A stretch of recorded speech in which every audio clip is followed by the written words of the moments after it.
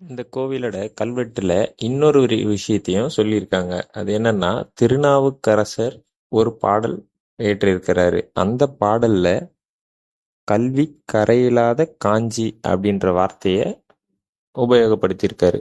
இந்த வார்த்தைக்கு என்ன அர்த்தம் அப்படின்னு பார்த்தீங்கன்னா, அந்த காலத்துல கல்வியிலையும் வீரத்திலையும் சிறப்பு மிக்க நகரமாக காஞ்சி நகரம் திகழ்ந்தது அப்படின்னு சொல்றாங்க.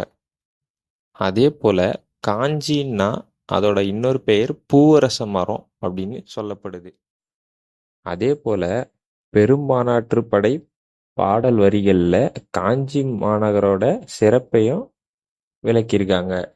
அது என்ன பாடல் அப்படின்னு பார்த்தீங்கன்னா, வெளிநுழை பரிய குழிநுழை பொதும்பர்க்கு குறுங்கார் காஞ்சி சுற்றிய நெடுங்கொடி பாசிலை குறுகின் புன்ற வரிப்பூ அப்படின்ற வரியில தான் சொல்லியிருக்காங்க.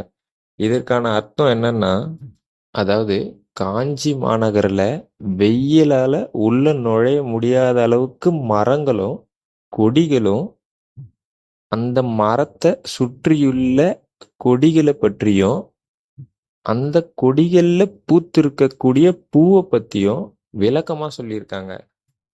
இந்த மரத்துல சுற்றி இருக்கக்கூடிய கொடிகள்ல பூத்திருக்கக்கூடிய பூவானது குருகு அப்படின்ற ஒரு பறவை இனத்தோட ரெக்கைகள்ல இருக்கக்கூடிய சின்ன சின்ன புள்ளிகளை போன்று அழகாக உள்ளது அப்படின்ற ஒரு சிறப்பான சொல்ல இந்த பாடல்ல பயன்படுத்தியிருக்காங்க. அது மட்டும் இல்லாம மற்ற எல்லா புலவர்களும் அந்த காலத்துல பாடியிருக்கக்கூடிய எல்லா பாடல்களிலுமே காஞ்சிபுரம் மாவட்டம் அப்படின்றது ஒரு இயற்கையான அழகான பசுமை வளம் மிக்க ஒரு இடம் அப்படின்றது தான் சொல்லியிருக்காங்க.